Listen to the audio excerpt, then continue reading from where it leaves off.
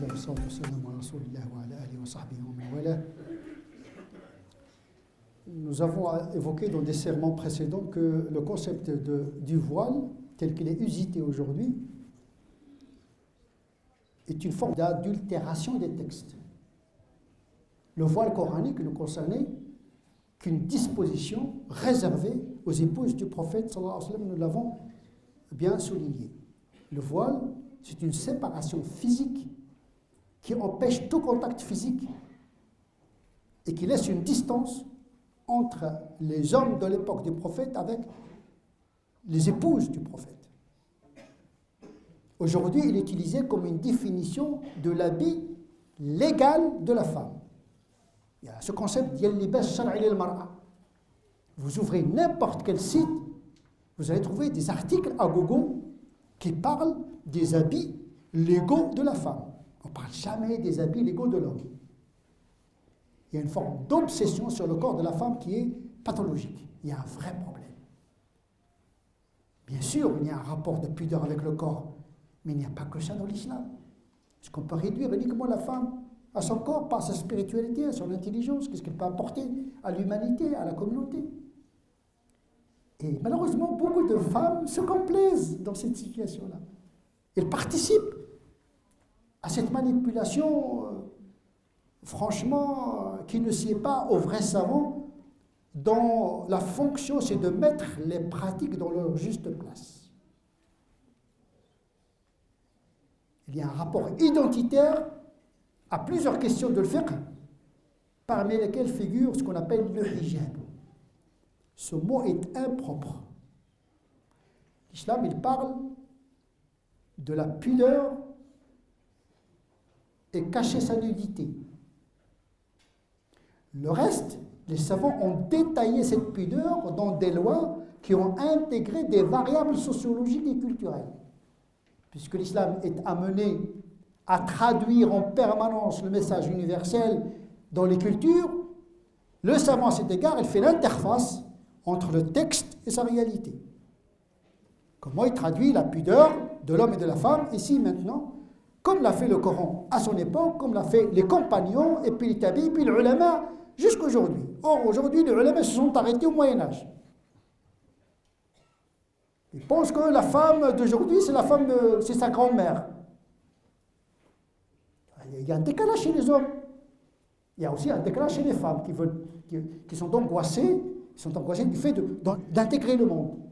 On a donné à la femme des boulets normatifs qui l'empêchent d'être elle-même. On veut une charia qui réconcilie le musulman avec ce qu'il est. Comme si les musulmans empêchaient d'avoir existé ici maintenant. Il y a des gens qui pensent qu'on s'est trompé d'époque. C'est haram de vivre maintenant parce qu'il y a tellement de façades. Mais le façade, ça existait même à l'époque du prophète, sallallahu alayhi wa sallam. Il y avait zina, la fornication, il y avait des compagnons qui buvaient le vin, il y avait des compagnons qui volaient. Lisez le Coran. Lisez la sunna. L'homme n'a pas changé. Il ne faut pas croire qu'à l'époque du prophète, il n'y avait que des anges qui flottaient dans le ciel. Non. Il y avait des brigands, des menteurs, des tricheurs, y compris parmi les musulmans qui ont vu et rencontré le prophète, sallallahu alayhi wa sallam. Il y avait ceux qui ont trahi. Donc on est une communauté humaine. Donc il ne faut pas dire qu'il y a une époque où les hommes étaient des supermen.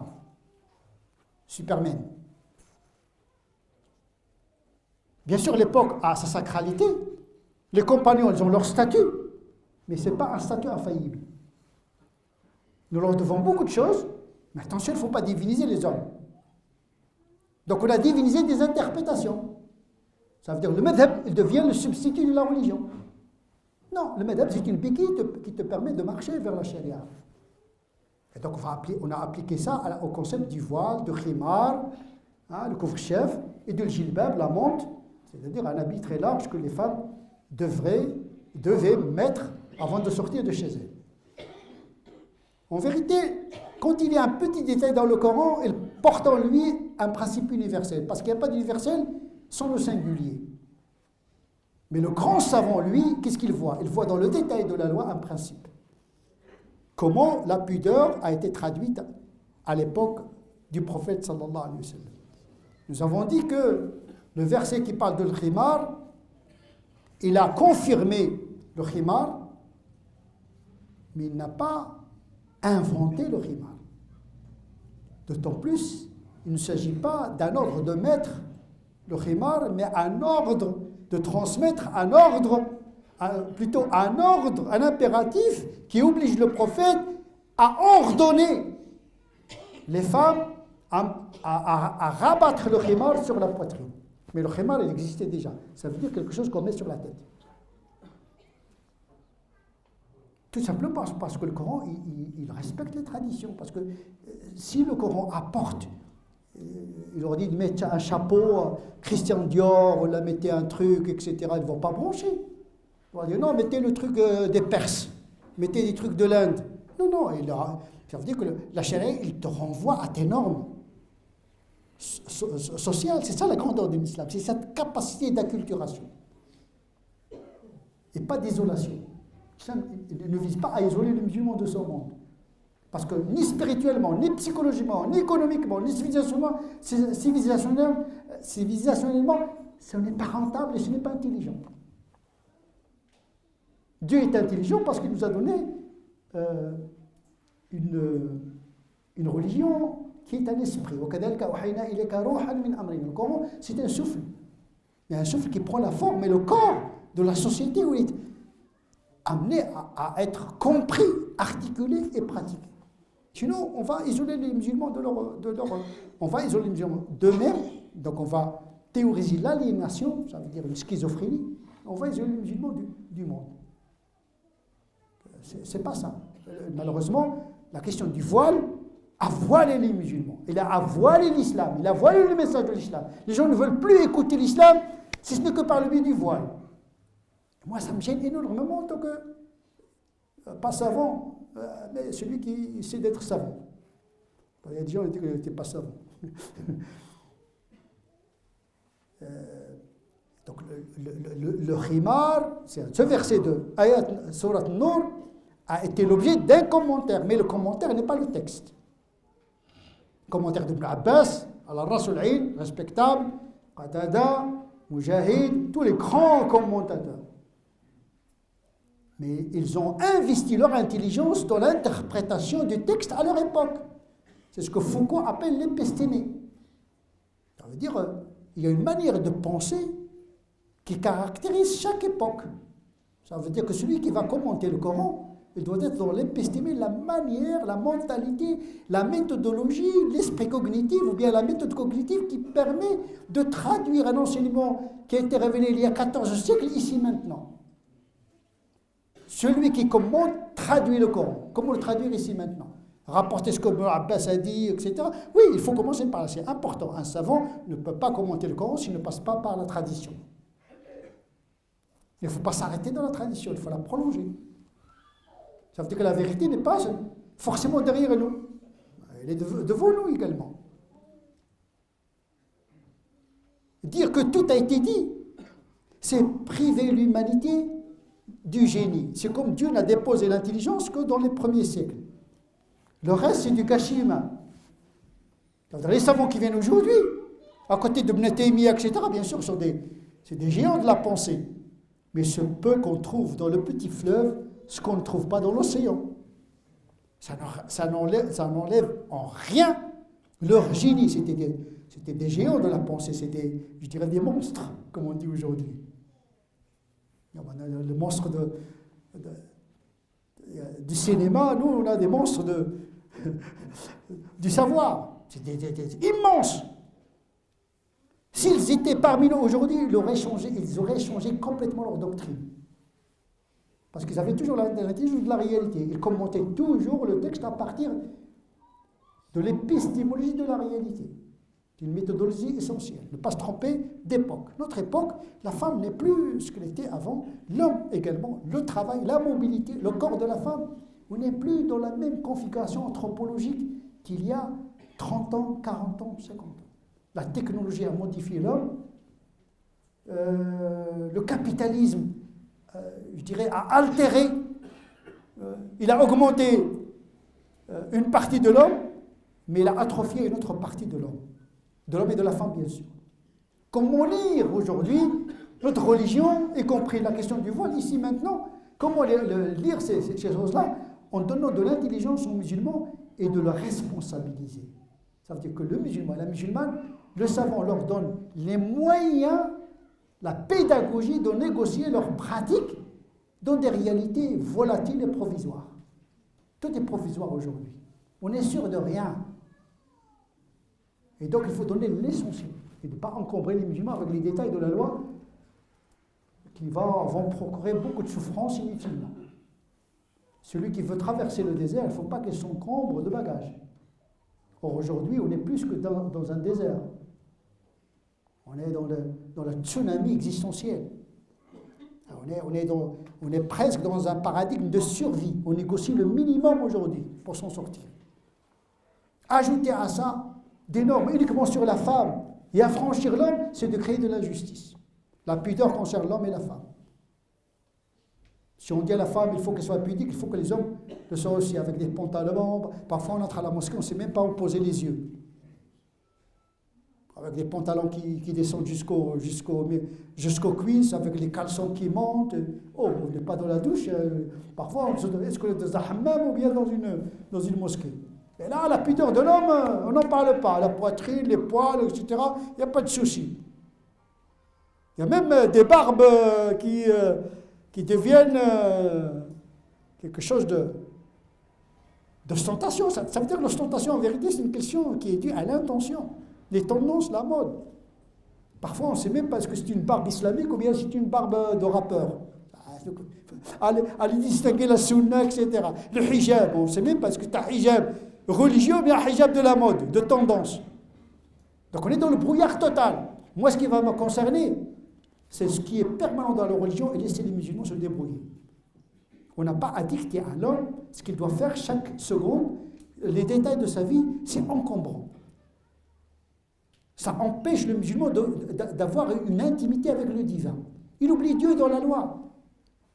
On pense plus au halal, dans les bonbons, dans les trucs, la charcuterie, etc., qu'on a oublié Dieu. On a oublié la prière, on a oublié le jeûne, on a oublié le dhikr, on a oublié le khayr. On dit que puisque je mange halal, je suis musulman.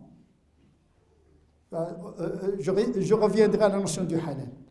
J'ai entendu parler, il y a ma fille qui a fait un voyage en Corée, il me téléphone et dit « Papa, je suis sorti de la mosquée de Séoul, et à côté de la mosquée, il y a des boutiques, que du halal, du maquillage jusqu'à l'ordinateur. Vous vous rendez compte, il y a des ordinateurs halal maintenant. Là, on a crevé le plafond.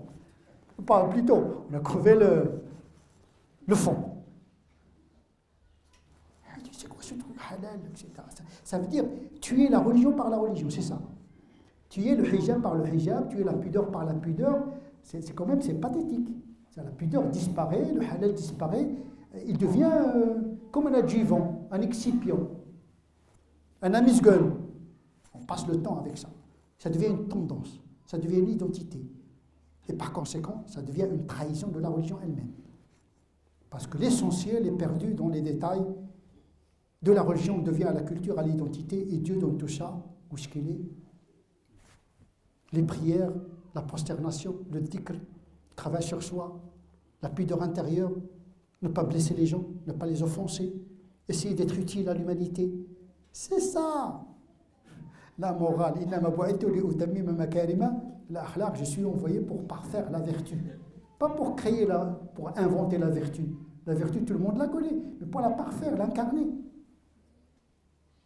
Et donc la question du corps de la femme, il y a des savants qui disent non, la femme ne doit montrer que son visage et ses mains.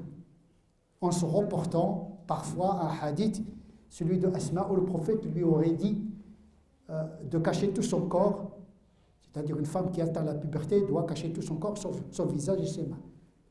Ce hadith est faible, il n'est pas authentique. Il est rapporté par Abu Daoud, par le biais de Khalid ibn Durayk. C'est un tabi'i qui dit que Aïcha lui a dit, alors qu'il n'a jamais rencontré Aïcha, ça s'appelle un hadith ininterrompu, donc il fait partie des catégories des hadiths faibles. Parce qu'il n'y a aucun texte qui entre dans les détails. vestimentaire. Le prophète n'est pas là pour entrer dans les détails, même si parfois il oriente vers des détails pour montrer aux musulmans comment traduire un principe avec une réalité. Pas pour se focaliser sur le détail, mais pour sauver le principe. Parce que quand il n'y a pas une singularité culturelle, il n'y aura pas d'intégration ni de transmission du principe. Le Coran, il a fait cette dialectique, cette négociation. Dieu n'a pas ordonné tout, n'a pas obligé tout, n'a pas interdit tout. Au contraire, il dissuadait les musulmans de poser des questions sur la norme pour ne pas encombrer les musulmans de normes. Dieu ne cherche pas à être désobéi. Dieu, qu'est-ce qu'il cherche? Il cherche à être que et obéi. Il n'y a qu'un fou qui demande à ses enfants, pour lui obéir, il commence à multiplier les interdits. Il fait tout pour ne pas être obéi. Ça s'appelle de la folie. Dieu n'est pas fou. Il n'a même pas multiplié les messagers par crainte d'être mécru. Nous avons un Dieu qui cherche à ce que les gens se rapprochent de lui. Pourquoi il va créer des empêchements à ces gens pour croire en lui et se rapprocher de lui? Eh bien, beaucoup de savants font tout pour éloigner les gens de Dieu et de l'islam. On voit les gens qui viennent à la mosquée, mais on ne voit pas les millions qui sortent de l'islam carrément. Le terrorisme, la haine, l'arrogance, on a concentré presque tous les maux de l'humanité. Ils exagèrent un petit peu, mais il y a du vrai là-dedans. Il y a des gens qui se prévaloient, khayra umma. Il y a des savants qui disent, nous sommes la meilleure des communautés. C'est faux, c'est tromper les gens. C'est tromper les gens. Le verset dit, kuntum khayra ummatin. Vous devez être, kuntum, wujidtum. Man dakhalahu kana amina. Celui qui entre dans la Kaaba doit être rassuré. Il est rassuré, il faut lui assurer la paix. Kuntum khayra, vous êtes la meilleure des communautés. Mais en arabe, kuntum veut dire vous devez être, wujidtum, vous êtes là pour être la meilleure communauté. Ce n'est pas un galon, ce n'est pas un chèque en blanc. Comme il l'a fait avec les enfants d'Israël, il le fait avec les musulmans. Dieu n'est pas raciste, n'a pas de poids et de mesure. Ce qui est valable pour les communautés avant nous, il est valable pour les musulmans. On n'a rien signé avec Dieu. Je ne sais pas ce qu'il adviendra ni de moi ni de vous-même. Même le prophète sallallahu alayhi wa sallam. Il faut se calmer un petit peu, il faut être humble, il faut être modeste, mais il faut accomplir beaucoup d'efforts là où il faut l'accomplir. Dans la bonté, la générosité, la sincérité, l'authenticité. Mais c'est difficile. C'est pourquoi on se rabat sur des pratiques mineures pour faire diversion. Eh bien, parmi les sujets de diversion dans le monde musulman, c'est le voile de la femme. Un sujet obsessionnel. J'ai hésité longtemps, j'ai évité de parler de ce sujet parce que je trouve tellement ridicule de parler des habits de la femme. Comme si dans l'islam, il n'y a que ça. Mais je suis obligé d'établir un contre-discours. Un discours qui crée de l'angoisse et qui crée de la démesure, de l'obsession inutile, et qui n'est pas fondamentalement moral et éthique, mais plus identitaire que théologique. Et on mélange le principe de la pudeur qui est universelle avec ses traductions culturelles vestimentaires. Et on se focalise toujours sur la femme. Donc il y a des savants qui disent oui, on peut montrer le visage uniquement et les mains, il y a d'autres qui pas du tout, même pas le visage. Donc la femme doit avancer dans le brouillard. On n'est pas dans le désert, il y a le sable. Moi, on peut comprendre pourquoi les femmes se cachaient le visage, parce que le sable, etc., peut trouver des raisons climatiques. Parce qu'on a dit que les habits également obéissent à des variables climatiques et géographiques. L'habit dans le froid, ce n'est pas l'habit dans le chaud. Les Esquimaux, ce n'est pas les gens qui habitent le désert. Les gens, ils doivent être à l'aise, intégrés dans leur climat à travers une traduction vestimentaire qui répond non seulement au climat, mais la profession, le travail, la mobilité, l'anthropologie de mobilité, etc. Ce sont des choses qu'il faut intégrer naturellement. On n'a même pas besoin de savants pour le savoir. Mais le problème, c'est que les savants, ils créent le besoin avec une mauvaise offre. Il offre un produit religieux qui crée la demande, mais qui crée la violence en même temps. À force de parler du halal au niveau moléculaire, la gélatine, etc., on va créer une attention, on va orienter les gens, ils vont passer toute la journée à chercher est-ce qu'il y a le E212, le E, etc. Ça veut dire, au lieu de s'occuper, de se concentrer sur Dieu, sur la prière, sur la bonté, on donne des objets canoniques de diversion. أشياء فقهية للتلهي وللإضلال. La charia doit rapprocher les gens vers Dieu et la rapprocher vers les autres également. Toute interprétation qui crée une distance avec Dieu, c'est pas bon. Il faut négocier la pratique, il faut être à l'aise. On ne peut pas aller vers Dieu si on n'est pas soi-même. On ne doit pas entrer dans un moule qui n'est pas fait pour nous. Il faut rester dans ce moule et marcher vers Dieu à partir de ce qu'on sent. Il y a des savants qui disent, bien sûr, il y a plus que le visage et les mains à montrer, il y a les cheveux. Il y a d'autres qui disent la femme peut montrer jusqu'à la moitié de ses jambes. Bon. C'est des tafsirs. En vérité, d'autres mufassirun disent en vérité la femme doit montrer de son corps ce qui est nécessaire pour sa mobilité, son travail. Ça, c'est le bon sens. C'est le bon sens. Il faut que la femme soit à l'aise. Elle a un corps, elle a un esprit, elle bouge. Il y a ceux qui travaillent, il y a la femme au foyer. Ce n'est pas la même configuration. Ça dépend de la nature du corps, ça dépend de la nature du travail, de la mobilité, etc. Donc, il y a le principe de cette al-awra et la femme et l'homme, ils doivent choisir un habit qui est confortable. Pas d'ostentation, pas d'orgueil. Cacher la nudité, voilà les trois principes. Voilà l'habit légal. Cacher surtout la grosse nudité. Hein? Les cheveux ne sont pas, font pas partie de la grosse nudité. Plus on descend vers le bas, plus on monte vers le haut, moins on est dans la grosse nudité. Il ne faut pas avoir un habit d'ostentation. Pour frimer, ça s'appelle la frime. On ne s'habille pas pour frimer. On s'habille pour être bon, mais pas pour frimer. Il y a la beauté et il y a la vulgarité. Dieu n'interdit pas à la femme d'avoir une forme de maquillage, parce qu'on dit maquillage, c'est péjoratif, mais c'est l'équivalent de le kohl, etc. À l'époque du prophète, les femmes mettaient des produits de beauté, ça s'appelle zina. Aujourd'hui, on appelle maquillage, mais à l'époque, il y avait d'autres produits. Vous croyez que les femmes, depuis Ève, ne se maquillaient pas? Le maquillage, il est dans la nature de la femme. Il veut sortir avec un visage qui est regardable, comme les hommes. Ce qui est interdit, c'est l'excès de tabarrouj, la vulgarité et l'excès. Maquillage exubérant. Voilà. On sent que le monsieur et la dame, ils cherchent pour séduire. Il y a des formes, des morphologies de séduction, il y a des comportements de séduction qui ne trompent personne. Il y a un maquillage discret, il y a une beauté discrète. Mais la beauté vulgaire, bien sûr, elle est interdite moralement. Et donc cette question de ce que doit montrer la femme de son corps, parfois, la femme ne peut pas cacher tout. Sa poitrine, ses hanches, comment elle va faire? Même si on a vraiment un hijab 4 mètres carrés, etc., le vent, etc., ça peut même nourrir des fantasmes qu'une femme l'ordinaire n'attire pas. Et à quel point on va limiter, nous, les habits d'une femme? C'est la traque, ça s'appelle la traque. La traque de la femme, le voile.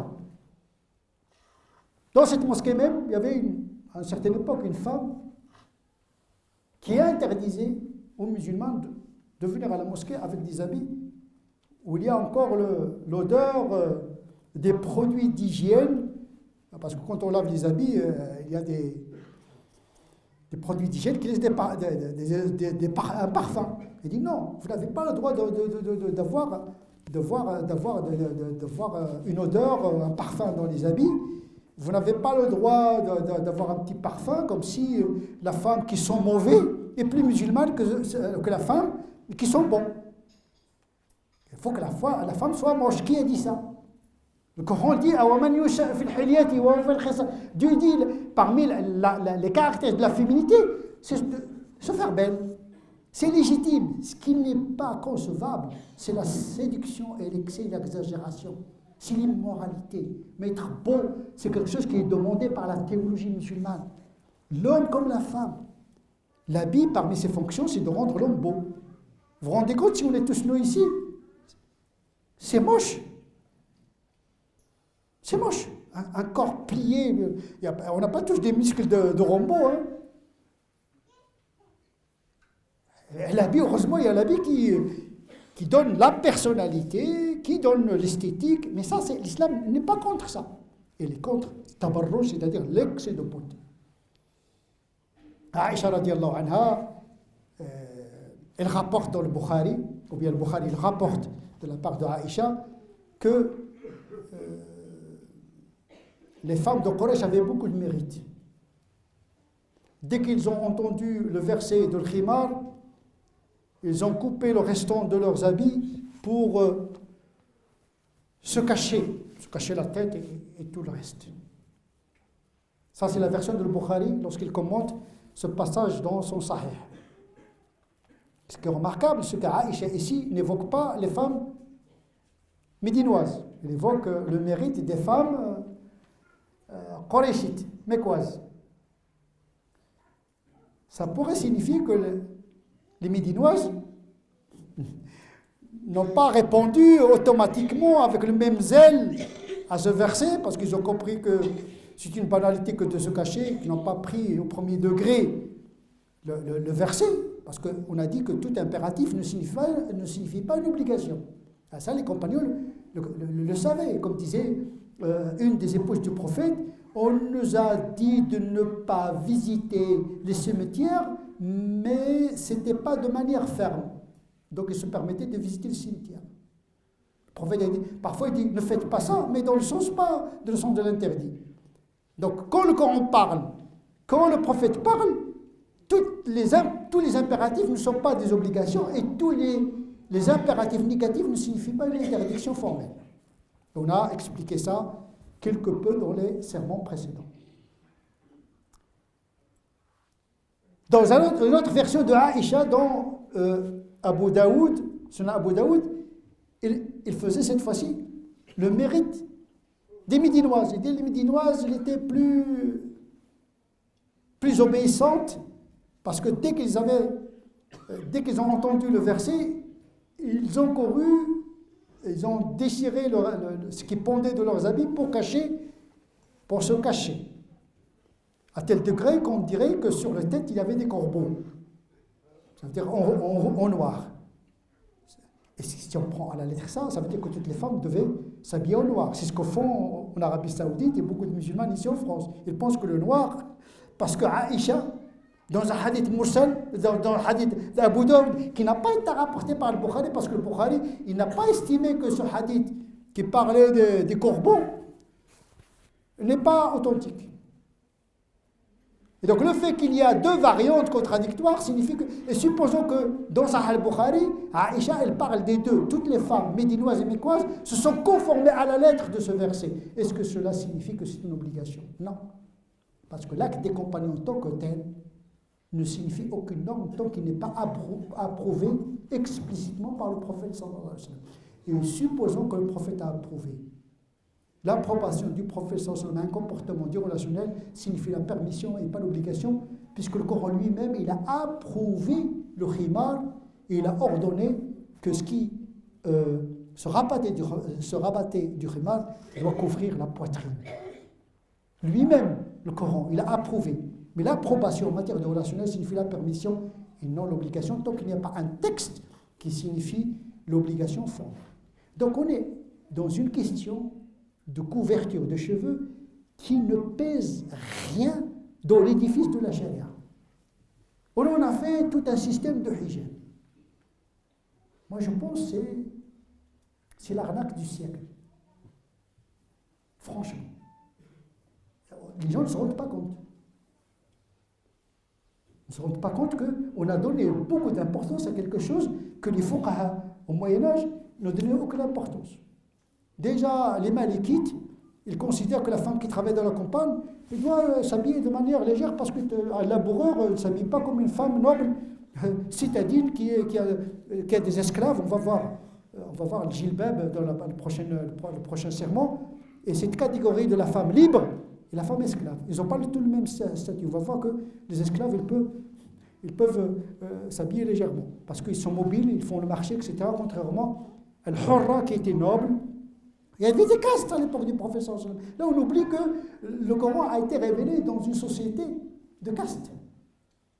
Il a composé avec cette réalité, pas pour l'approuver, mais pour négocier le message. On va aborder ça, Inch'Allah, dans la khutbah prochaine, et pour signifier qu'il ne faut pas perdre de vue ce qui est universel, la pudeur, cacher la nudité, trouver un mode de conciliation entre la pudeur ferme et les formes vestimentaires. Et ça concerne les hommes et les femmes, et pas particulièrement les femmes, même si le corps de la femme pour les hommes est quelque chose de trop sensible, plus sensible que le corps des hommes par rapport aux femmes. Ça, c'est l'anthropologie universelle qui le montre. C'est pour cette raison qu'il y a une focalisation sur le corps de la femme, mais il ne faut pas pousser le bouchon trop. À un moment donné, il faut donner une certaine liberté à la femme musulmane de se trouver une cohérence à travers ce qu'elle est, à travers son corps, à travers sa culture, à travers son travail, sa responsabilité. Il y a des femmes musulmanes ministres, des sportifs, etc. On ne va pas isoler la femme du monde. On doit négocier l'universel de la charia dans un monde incertain. On n'a pas le droit de scléroser les musulmans dans des pratiques qui sont une asphyxie totale, tout simplement. Là, on est en train de théoriser l'extinction des musulmans. Si on continue comme ça, moi, je veux sauver les meubles. Je vais donner l'essentiel et que chacun se débrouille et qu'il ajuste sa pratique en fonction des situations. Celui qui a 60 ans, ce n'est pas celui qui a 20 ans, c'est pas chacun est dans des situations singulières. Nous devons respecter la singularité des individus, même si nous appartenons à une même communauté spirituelle, dans une communauté nationale française qu'il faudrait prendre en considération quand il s'agit de notre visibilité dans un espace laïque qui nous regarde, qui nous critique. Il faut intégrer le regard de la société contre un autre rapport avec la transcendance et la religion. Ils ont le droit d'être rassurés qu'on leur explique également nos pratiques. Une pratique qui n'est pas expliquée engendre l'angoisse. Les musulmans n'arrivent pas à expliquer pourquoi ils font les choses. Il ne suffit pas de dire que Dieu m'a dit de faire pour expliquer. Mais la question qui se pose, pourquoi votre Dieu vous a demandé ça? Ils vont passer de l'insulte aux musulmans à l'insulte de Dieu du musulman. Eh oui, parce que votre Dieu, il vous dit de faire ça sans vous expliquer pourquoi. Vous vous rendez compte? Il y a beaucoup de musulmans, je ne suis pas musulman, c'est ma religion qui me le dit. Mais pourquoi ta religion te le dit? Est-ce qu'on a le droit de tuer les gens comme ça, au nom de Dieu, Allah Akbar, on crève les gens comme ça? On trouve tout. À un moment donné, c'est vrai, le culte, on ne l'explique pas. Pourquoi 5 prières, le jeûne du mois de Ramadan? On a expliqué que le culte relève des pratiques inintelligibles d'un ordre symbolique et mystique. Mais le droit et l'éthique, le halal et le haram, le commerce, le mariage, les habits, la morale et le droit sont justifiés. Al-ahkam ou mu'allala. Les savants cherchent la cause de la loi, la raison de la loi, la finalité de la loi, les conditions d'applicabilité au nom de la loi. Parce que parfois, pratiquer la loi est contre la charia. Parce qu'une loi qui est pratiquée, qui engendre le mafsada, est une loi qui doit être suspendue. Jusqu'à ce que les conditions soient favorables. Al-fatwa, tughayyiru zaman wa makan. Ça, c'est le dynamisme de la charia. Il ne faut pas scléroser, mettre les musulmans dans un moule stéréotypé avec un même discours, etc. Il faut donner de l'intelligence aux musulmans. C'est ce qu'en tout cas, on essaie de partager avec vous à travers ces sermons. نسأل الله عز وجل أن يهدينا سواء السبيل. اللهم اهدنا فيمن هديت وعافنا فيمن عافيت وتولنا فيمن توليت وبارك لنا فيما أعطيت وقنا واصرف عنا شر ما قضيت فإنك تقضي ولا يقضى عليك إنه لا يذل من واليت ولا يعز من عاديت تبارك ربنا وتعاليت. اللهم لا تدع لنا في هذه الساعة الكريمة ذنبا إلا غفرته ولا هما إلا فرجته ولا كربا إلا نفسته ولا ميتا إلا رحمته ولا غائبا إلا رددته ولا عزبا يريد الإحسان إلا حصنته ولا حاجة من حوائج الدنيا لك فيها رضا ولنا فيها صلاح إلا يسرتها. اللهم صل على سيدنا محمد وعلى آل سيدنا محمد كما صليت على سيدنا إبراهيم وعلى آل سيدنا إبراهيم وبارك على سيدنا محمد وعلى آل سيدنا محمد كما باركت على سيدنا إبراهيم وعلى آل سيدنا إبراهيم في العالمين إنك حميد مجيد. سبحان ربك رب العزة عما يصفون وسلام على المرسلين والحمد لله رب العالمين.